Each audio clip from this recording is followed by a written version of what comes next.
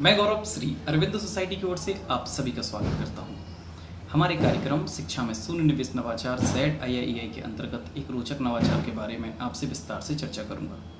हम इस वीडियो में ये जानने का प्रयास करेंगे कि किस प्रकार से इस पाठ की विषय वस्तु को विद्यार्थियों को बहुत ही रोचक तरीके से समझाने और दोहराने के लिए उपयोगी है।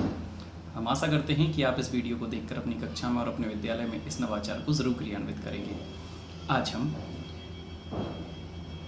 महाराष्ट्र बोर्ड की EVS पाठ्यपुस्तक कक्षा 4 से पाठ क्रमांक 10 दर्रे में घमासान युद्ध पाठ को लेके आए। बहुत ही अच्छा और रोचक पाठ है इतिहास से संबंधित। हम समझते हैं कि ये पाठ आपने बच्चों को पहले बहुत अच्छे से पढ़ा दिया है, समझा दिया है और इस पाठ से संबंधित विभिन्न प्रकार के कॉन्सेप्ट की व्याख्या कर दी है।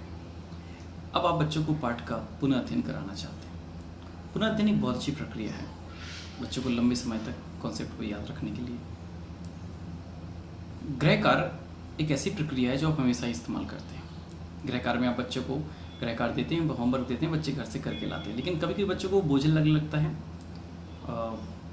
बोरिंग लगने लगता है और जिसकी वजह से बच्चे उसको करते नहीं और बिना करे क्लास में आने के लिए वो डरते हैं, इसलिए वो कक्षा में ही नहीं आते। तो क्यों ना इस गृह कार्य की प्रक्रिया को रोचक बनाया जाए और हमारी इस समस्या से हम इसको निजात पा सकें कि बच्चा विद्यालय नहीं आ रहा है। तो यहाँ पर हम एक नवाचार को क्रियान्वित करेंगे। हमारे नवाचार का नाम है गृह कार्य। गृह कार्य बहुत ही अच्छा और रोचक नवाचार है। अगर इस नवाचार की नवीनता और उपयोगिता की बात करें तो कॉन्सेप्ट से संबंधित निर्देशों के आधार पर आसपास के परिवेश का अनुभव करते हुए बच्चे का गृह कार्य करवाया जाता है। साथ ही पढ़ाए गए कॉन्सेप्ट को वर्तमान परिवेश से जोड़ते हुए बच्चों में बेहतर समझ विकसित की जाती है। बच्चों का पाठ का पुनर्अध्ययन होता है। इसके अलावा बच्चों का आत्मविश्वास बढ़ता है, उनकी अभिव्यक्ति की क्षमता का विकास होता है और बच्चों को भी बहुत ज़्यादा रोचक लगता है। बच्चों के अंदर एक नई ऊर्जा देखने को मिलती है। इस नवाचार के क्रियान्वयन में 20 मिनट की समय अवधि निर्धारित की गई है, बाकी बच्चों की संख्या पर डिपेंड करता है। अब इस नवाचार के पूर्व प्रबंधन की अगर हम बात करें तो हमें कक्षा में उपस्थित बच्चों की संख्या के आधार पर हमें दर्रे में घमासान युद्ध जो पाठ है से संबंधित तालिका की प्रति तैयार करनी होगी सभी बच्चों के लिए। इसके अलावा अगर हम पुनः अध्ययन की प्रक्रिया पर जोड़ते हैं तो हमें यहाँ पर बच्चों को ऐतिहासिक स्थल की जानकारी को दोहराना है।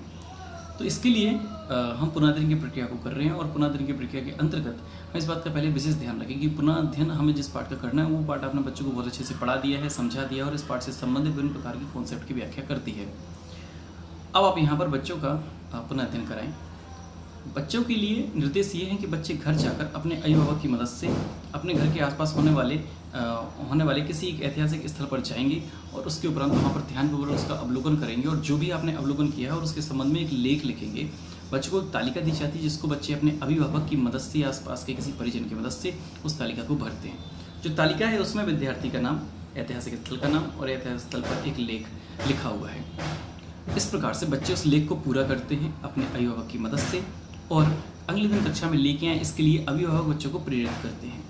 अभिभावक को ये भी कहा जाता है कि आप बच्चों को जो ऐतिहासिक स्थल है उस पर विशेष बल देते हुए बच्चों को बताएं और तालिका को भरवाएं।